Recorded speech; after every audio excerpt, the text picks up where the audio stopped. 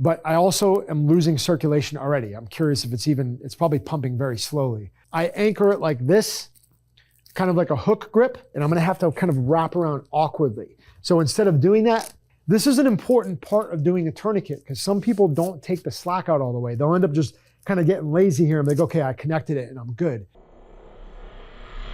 All right, guys, so we've been talking about tourniquets for a long time, and you've heard me talk about SNAKESTAFF in the past, cat tourniquets, any type of tourniquet. And one of the questions is, we've heard you talk a lot about SNAKESTAFF systems tourniquet on the show. Can you demonstrate how to use it?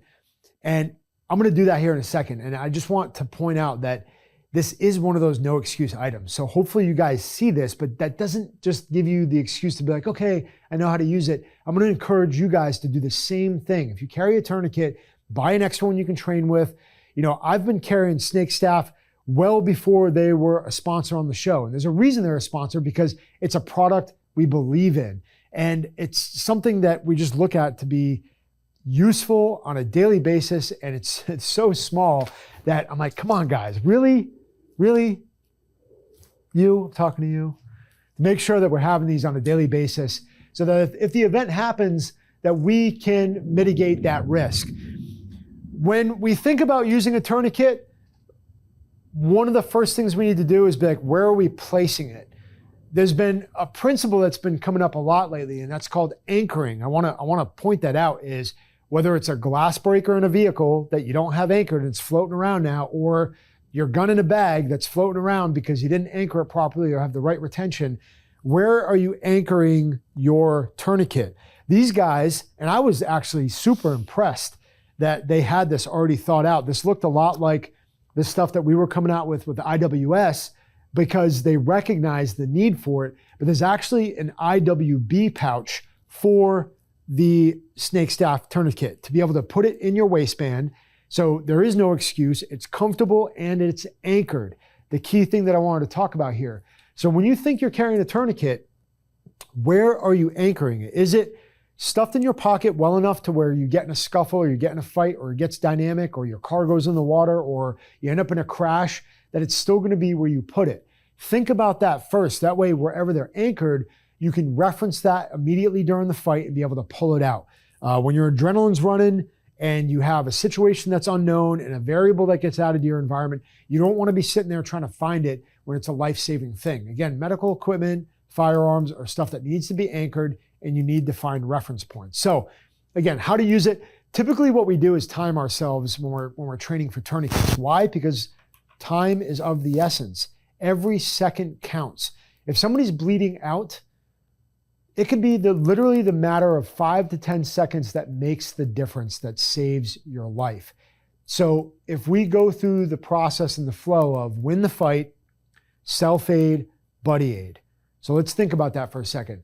I want to win the fight that's going on. Say I got hit in the arm, right? A bullet ricochets, or I get cut, or even if I fall and slip after, or I get in an accident and I go through the windshield, or my arm gets pushed up against the door, and now I have a laceration in the inside of my arm. Well, let's talk about that being the fight. The car rolled over, my arm went out the window, and I'm staring at a bleeding arm. Well, what's the fight? I may also have other people in the vehicle that are hurt. If the crash is over and I'm not rolling down a hill anymore, the fight's over. I'm now sitting in the ditch, you know, trying to figure out how to process that information. Now, I will tell you that if I'm in the middle of the highway still and my car's rolled over, the fight might not be over yet, where there's other cars still passing and I'm still in danger of getting hit again. So again, just think about the fight that way. It doesn't necessarily mean that there's bullets flying back and forth. So the fight's over, we're 20 feet off the highway, and I'm sitting in a ditch. And I assess that and I realize that right away. The fight's over, now I need to take care of myself. Self-aid before buddy aid. If my child is bleeding out right next to me, I need to take care of myself before I start going to take care of them. Now again, let's put that on a scale of escalation of force here. If I'm staring at a small cut that's dripping blood, but I look over and my 2-year-old has his arm missing and he's squirting blood out, I'm gonna attack that first. But it's the principle of making sure that we're okay. If I'm bleeding from the neck and I'm starting to get lightheaded and his arm's squirting out blood, I'm not gonna do him any good dead. So I've got to be able to get pressure on that, take care of myself as best I can, and then move to the next priority. Point is that time is of the essence. We have to make sure that every second counts where we anchor things and where we put things. So typically, I'm carrying my SNAKESTAFF system tourniquet in my slash pocket, and I'm using it in that anchored spot right here in the slash pocket, right on the side, so it tucks up there nicely. Even if I were to get in a fight right now, it's not going to go anywhere unless somebody were to, grab it out of my pocket. That's where it is. It's that simple. It's that simple to be able to go from here to anchor in the back and to be able to pull it out, and now I have access to it. Now, again, I talked about my arm. A lot of people, when they're using tourniquets, they like to say, okay, my arm's down. Well, maybe that's the case and they only use one hand. That's good training as well. But if your arms are both working, well, utilize both your arms. I'm going to take this. I'm going to look at the inside of the tab.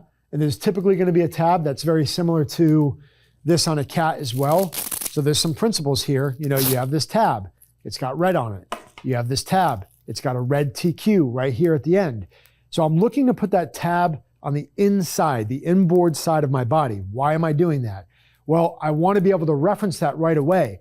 I'm going to grab where the tab is. I'm going to seat it above the wound, and I'm going to try to seat it in a crevice or an area where I know I'm going to get a good bite. Okay, obviously above the wound, that is the main important thing to get that bleed to stop. Okay, once I have that in my hand, I anchor it like this, kind of like a hook grip, and then I'm going to grab that tab so I can cinch all the slack out.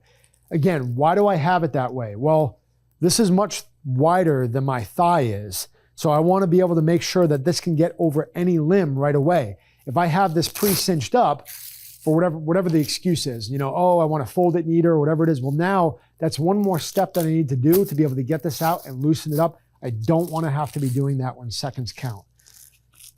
So I want to have it in that loosened position here.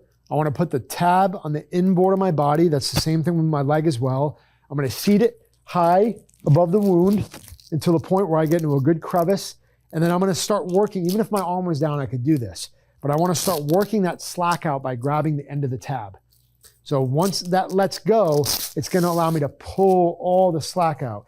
This is an important part of doing a tourniquet because some people don't take the slack out all the way. They'll end up just kind of getting lazy here and they go, okay, I connected it and I'm good.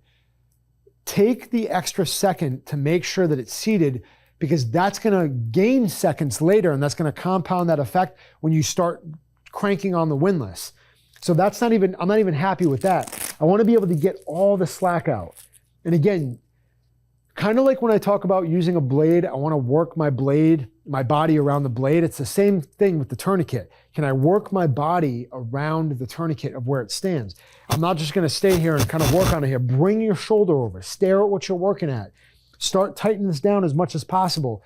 Even here, where if I get a better bite on this Velcro, I'm kind of starting to lose my ability to do that, and I'm going to have to kind of wrap around awkwardly. So instead of doing that beforehand, I'm just going to start pre-positioning this thing all the way out here. Now it gives me good access to the windlass, and it gives me good access to get a good bite on the Velcro. Pull the slack out. It's already getting tight. I can already feel my circulation starting to go off. That was before I even do the windlass. Okay, I can feel my shirt kind of wanting to get in the way. Move that out of the way. These things that you're going to do that take microseconds can literally make the way you do this much, much better. I'm going to get as much purchase of this as I can around the tourniquet. I'm almost all the way around on the other side. Now, I haven't even done anything yet because I took the extra time to do it. And again, I'm not moving as fast as I would, but I also want to break this down so you guys understand this. But I also am losing circulation already. I'm curious if it's probably pumping very slowly. But now I'm going to start cranking on the windlass. I'm going to get a good bite on this. I'm going to get a good turn every time. It's got a almost like a slip knot in there where the middle is freely moving, allowing this whole thing to bite down. And it's starting to become painful now. And I would bet that I'm at the point where, and I'm not going to lock it in yet, but I'm at the point where the circulation's completely gone. And it is. I can't feel a single thing. And I could even get a pulse ox to show you. The windlass, right at this point, this is why they put this extra feature in here to stop the windlass from unwinding on you. Okay, I don't want that done in the beginning, but cats and all these other windlasses, they have a way to secure that. I want to make sure I do that. I want to click that into this little spot where it's almost like a half a carabiner right here. And that goes in to click in. And then I'm pretty much set at that point to be able to leave that thing alone and get the blood to stop going. The other thing to note is if you're bleeding, you're gonna see the blood slow down and stop. Make sure that you're paying attention to that and that you're actually seeing the wound start to decrease in the blood. If there's a lot of blood there, don't be afraid to try to wipe it out and see what's going on with that wound, especially if it's on another patient, to get that blood to stop flowing. That is a quick demo for the tourniquet, at least knowing the procedure that I apply on a daily basis. Now you want to take that, become more efficient with it, apply it to what you're doing, go get a training tourniquet, try not to use the same one that you carry on a daily basis and train with it as well. Buy the same exact thing, train with one, carry the other. There's a lot of things I do that with, specifically to have a training dedicated version of it. Setting this thing back up, I'll just do a rep where I do it a lot faster, but I want to make sure that I put that tab back, pull all my slack out to make sure that it's seated back where it should be. I'm going to put the windlass up and down, north and south, and then I'm going to start my fold so I can get it small enough to where it goes back in my pocket or the IWB carrier or wherever you're keeping your tourniquet, so you can carry it on a daily basis. And maybe this is in your pack too, but the point is that we're understanding how to apply it and demonstrate it. So now that it's in the position that I carry it, I'm going to seat it back in my pocket. And again, if you're training, don't just do the same thing over and over again. What if it was my right arm that was down? I got to pull it with my left. What if it was a leg that was down? How are you going to position yourself? A lot of the times when we're doing tourniquets for the leg, I end up just falling right down to the ground so I can sit down and have better manipulation of that limb. Okay, so I'll just do a quick timing of this and go.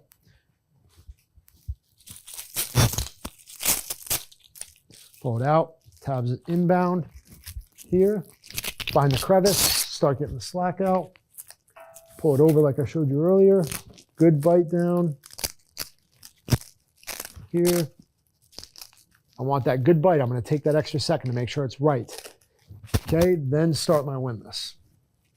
1, 2, 3, and one more, 4, and then lock it in. 30 seconds. So 30 seconds is how long it took me to get that tourniquet myself. And that was an effective way of deploying it, getting it in the good reference point.